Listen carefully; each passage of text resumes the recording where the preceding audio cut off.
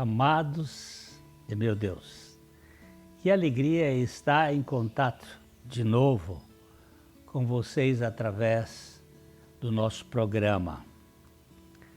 O nosso objetivo aqui é anunciar o Evangelho de Jesus Cristo, o Evangelho das insondáveis riquezas de Cristo, do Deus que habitou entre nós como Emmanuel e que por sua graça Ele habita em nós, Cristo em vós, a esperança da glória. Esta é a ênfase do Evangelho. Os links estão aí na tela da sua TV, youtube.com/PIBLondrina1 e facebook.com/programa Café e Fé, tudo junto. Você pode ser um aliado nosso. Nós contamos com a sua participação, com a sua colaboração para que este programa se mantenha, e nós contamos também com as suas orações e que você divulgue para que esse programa alcance um público cada vez maior. Nós temos recebido algumas palavras de pessoas que foram tocadas, que receberam essa mensagem e como Deus tocou o coração delas. Então eu gostaria que você não se esquecesse disso. Nós vamos às indicações de leitura dessa semana e já já a gente volta.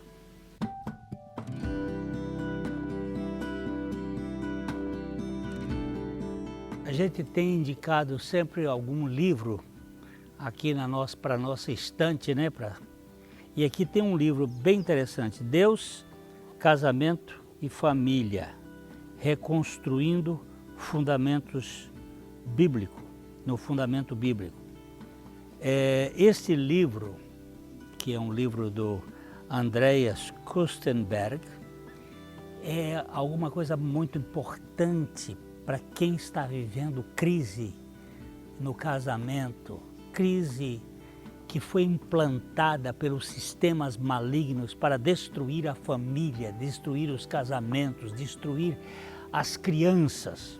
Nossa indicação é que você que possa entender bem isso aqui.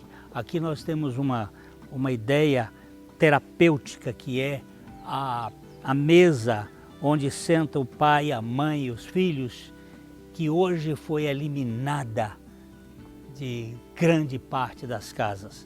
Então é um livro bem interessante e nós indicamos para a leitura daqueles que gostam de ler e que querem ver a sua família corrigida pelos princípios de Deus. Boa leitura para você.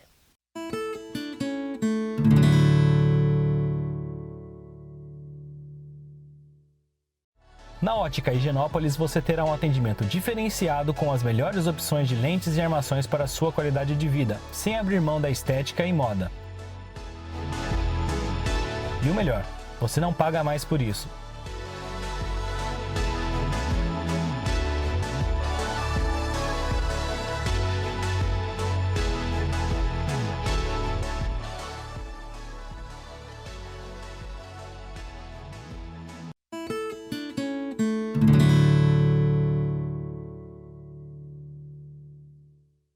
Hoje eu vou falar um pouquinho sobre um novo começo.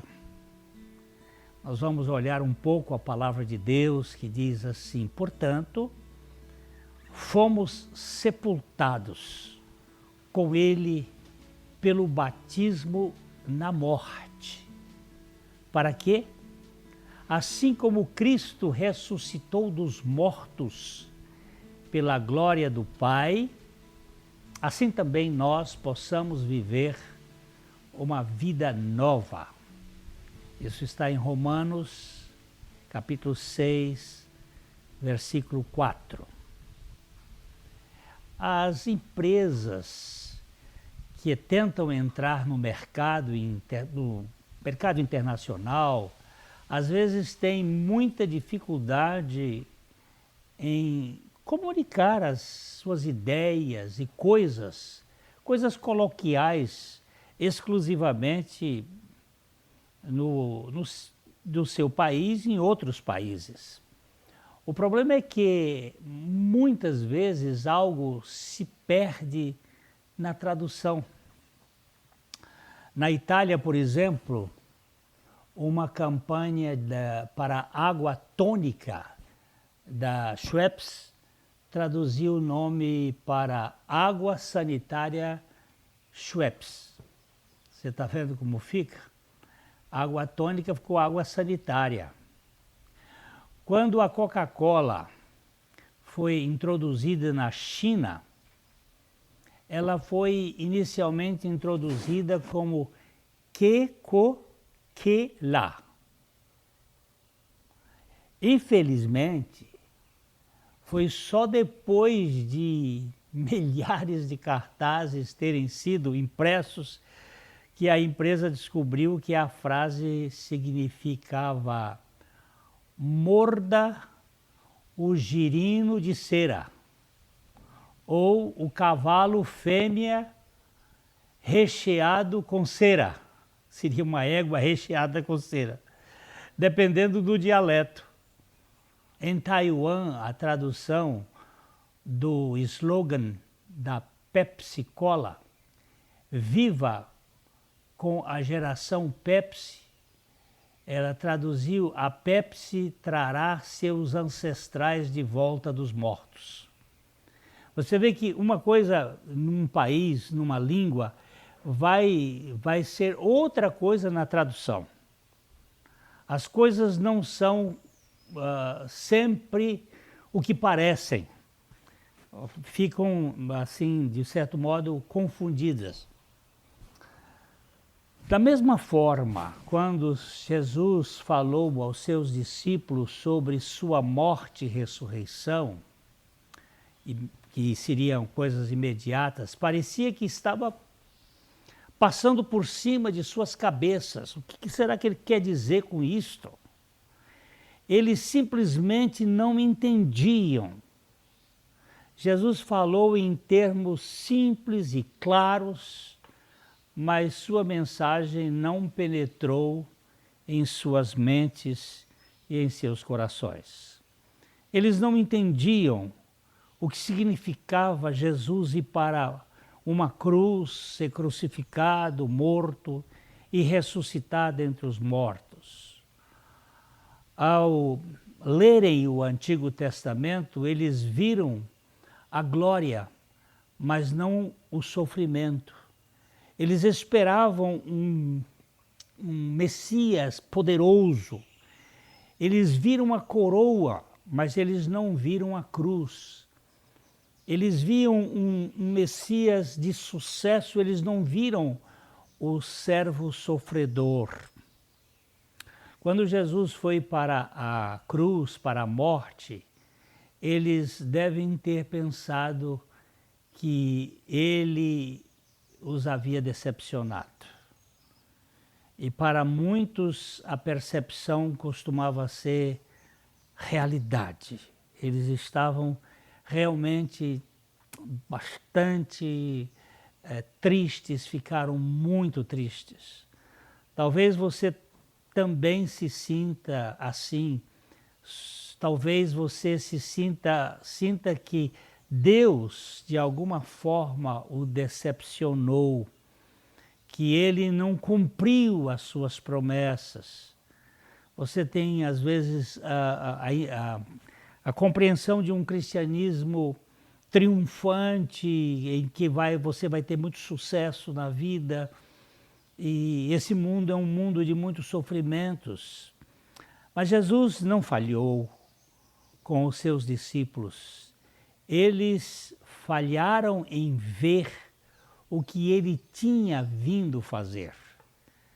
Eles estavam esperando um Deus poderoso, um Messias montado num corcel, num cavalo fogoso, e eles viram o Deus entrando num jumentinho em Jerusalém, depois sendo crucificado. Isto era bizarro. Mas é verdade para nós, quando parece que Deus falhou conosco, não é? Parece que Deus falhou conosco. Talvez precisemos de uma nova compreensão dos seus caminhos. Tudo que os discípulos puderam ver foi que seu mestre havia sido morto, que Jesus havia morrido e que tinha acabado tudo. E não apenas morto, mas torturado, humilhado e assassinado a sangue frio diante dos seus próprios olhos. Aquela final de tarde de sexta-feira foi para os seus discípulos uma tragédia, uma coisa horrível.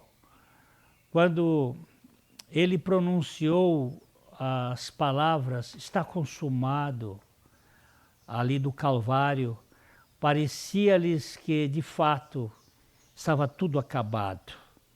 Não havia mais outra chance, não havia mais outra oportunidade. Tudo tinha chegado ao fim. 2 discípulos na estrada de Emaús resumiram muito bem como todos se sentiam. Eles disseram: mas esperávamos que fosse ele quem redimiria Israel. Está em Lucas capítulo 24, 21. Nós tínhamos uma esperança que Jesus iria redimir Israel do cativeiro romano e nós iríamos ser um povo liberto. Antes da crucificação, tudo parecia estar progredindo lindamente nesse sentido. Eles estavam até sendo motivados. Quando Jesus entrou em Jerusalém, pareceu aos discípulos que ele estava finalmente pronto e desejoso de estabelecer o reino como o tão esperado Messias de Israel. Mesmo montado num jumentinho, eles ainda tinham essa ideia. Ele virá para reinar sobre Israel. Mas, sem aviso, tudo começou a desfazer no cenáculo e o espetáculo foi bizarro. Jesus simplesmente não parecia ele mesmo. Ele falava como se fosse o fim de algo, o fim da sua história ali com os seus discípulos, que não ia ter mais outra chance. Ok, nós vamos dar uma paradinha aqui e logo, logo nós estamos de volta.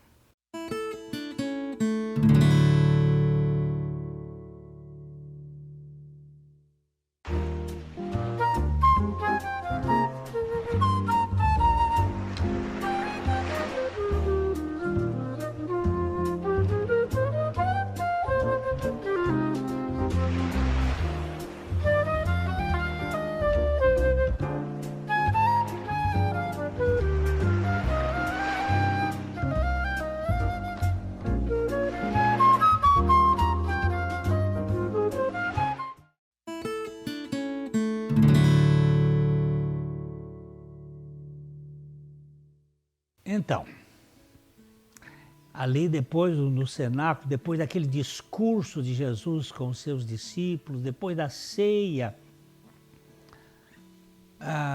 os discípulos começaram a perceber que tinha alguma coisa que ia acontecer, era muito séria. Então vem a prisão, vem o julgamento, vem a crucificação, o horror de tudo. Como algo bom poderia vir depois disso? Acabou. Para muitos, o tetelestai está consumado lá da cruz, era acabou. Não era o grito de vitória, era um grito de derrota. O que significa então a ressurreição? Mas que diferença um dia faz? Jesus ressuscitou dos mortos, conforme ele havia prometido repetidamente. Várias vezes ele disse para os discípulos que ele ia para Jerusalém, que ele ia ser cuspido, que ele ia ser perseguido pelas autoridades do povo, que ele iria ser crucificado, mas ele iria ressuscitar. Mas muitos dos discípulos ficaram completamente dominados pela ideia de que isso não era possível. Mas isso mudaria para sempre aquele grupo, a ressurreição mudou para sempre, diluindo o desânimo daqueles desencorajados e amedrontados discípulos, retirando deles o medo de que a obra de Cristo teria chegado ao fim. Os seus discípulos agora se tornaram ousados, corajosos. Eles viraram o mundo de cabeça para baixo. Se essa ressurreição não existiu, de fato, como alguns tentam dizer, então nós temos um grande milagre aqui. É pegar aqueles discípulos covardes, aqueles discípulos medrosos, aqueles discípulos fugitivos que foram depois da cruz e fazê-los morrer como mártires, como algo fora de série. A ressurreição é um fato, e é um fato que mudou a realidade. Claro que nem todo mundo crê que Jesus Cristo ressuscitou dos mortos e acha que há razões para isso. Há muitos que acham que a ressurreição é apenas uma criação, uma imaginação dos discípulos e uma coisa que não tem comprovação. Não acho que as pessoas rejeitem a ressurreição de Cristo porque a pesquisaram cuidadosamente e perceberam que isto realmente não existiu e concluíram que as evidências da sua historicidade é uma realidade impossível, e essas coisas são insuficientes. Eu acho que eles o rejeitam ou a rejeitam pela mesma razão que rejeitam o relato bíblico da criação. Eles não veem que por trás da criação há um Criador, que por trás do meu relógio há um relojoeiro, que por trás de uma mesa existe um marceneiro, que por trás de um carro existe uma fábrica. Eles não percebem. E que por trás do cristianismo e daqueles discípulos covardes existe uma ressurreição que muda tudo. É o mesmo princípio que está ali. Se Deus realmente criou o mundo, então nós somos apenas... se Deus realmente criou o mundo, então não somos apenas animais altamente evoluídos. Não é uma questão por evolução. Significa que somos responsáveis perante nosso Criador e teremos que responder por nossas ações. Há uma realidade maior. E se a ressurreição de Jesus for verdade, então haverá uma vida após a morte. Haverá uma vida que muda não só a minha vida física hoje aqui, mas também terei um corpo glorificado depois. A verdadeira razão pela qual uma pessoa não acredita, não é intelectual ou racional, mas é moral e espiritual. Há alguma coisa moral que faz com que essa pessoa não queira enfrentar a realidade de ter que prestar contas da sua vida perante Deus. Davi escreveu uma coisa assim, no Salmo 14:1, ele diz: o tolo diz no seu coração, Deus não existe. A palavra tolo ali, o nécio, o atoleimado, o sem cabeça, diz no seu coração, não há Deus, não existe Deus. O fato de que a loucura a se referir, essa loucura é moral e não intelectual. Fica claro no restante do texto, que diz: eles são corruptos, suas obras são vis, não há quem faça o bem. O que Davi disse, que Paulo repete isso em Romanos, é que é a corrupção, é a vileza que está por trás da incredulidade. Não é a lógica, não é a questão da inteligência. A rejeição de Deus pelo ateísmo apela às pessoas que desejam evitar o julgamento por seus estilos de vida pecaminosos, vida pecaminosa. É através essa negação é que está em jogo aí nesse processo. Se você não tem Deus no início, então você não tem Deus no final. Se você não tem um Deus na sua vida como Criador, você não quer ter um Deus na sua vida quando você terminar este processo. Se você também não tem Deus no meio, isto leva a uma vida sem sentido. Se você acredita que evoluiu, então você diz que sua vida é um acidente, talvez até um erro, mas você vai terminar tudo isso aqui e não tem mais para onde ir. Você veio do nada, você não vai a lugar nenhum e a sua vida não tem nenhum propósito eterno. Você não pertence a ninguém e não tem contas a prestar a ninguém. Mas nós fomos criados por Deus, isso é o que nós cremos. E seremos julgados por Deus.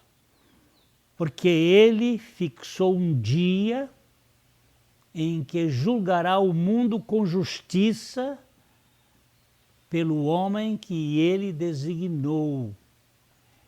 Ele deu prova disso a todos os homens, ressuscitando dentre os mortos.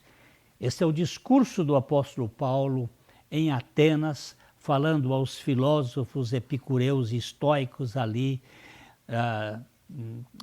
no meio daquela cultura totalmente incrédula. Ele estava falando de modo muito pertinente sobre a ressurreição. Isso nos lembra, entre outras coisas, que a justiça de Deus acabará prevalecendo. Então, todos nós testemunhamos erros cometidos contra os outros e contra nós mesmos. Nós somos pessoas falíveis, mas tudo vai ser resolvido num dia no tribunal de Cristo, que ressuscitou dentre os mortos, que venceu o pecado para sempre e que nos dá uma vida, um novo começo. O que eu quero ressaltar aqui para você e para mim é que Jesus morreu para trazer a nós um novo começo. Ele morreu uma morte que não era dele, ele morreu para nos levar a morrer, ele ressuscitou para nos dar o novo começo, para que nós tenhamos uma vida plena nele. O nosso pedido é que você leve isto em consideração. Jesus Cristo não veio fazer de nós religiosos nem fundar uma religião, mas ele veio para dar vida e vida em abundância. Para termos essa vida abundante, ele tirou a nossa na cruz e nos deu a nova na ressurreição. Deus conceda a você este privilégio de crer na obra suficiente de Jesus Cristo, para você ter uma nova vida, um novo começo. É nosso abraço de coração para coração e eu espero vê-lo num outro dia aqui nesse mesmo programa. Um grande abraço a todos.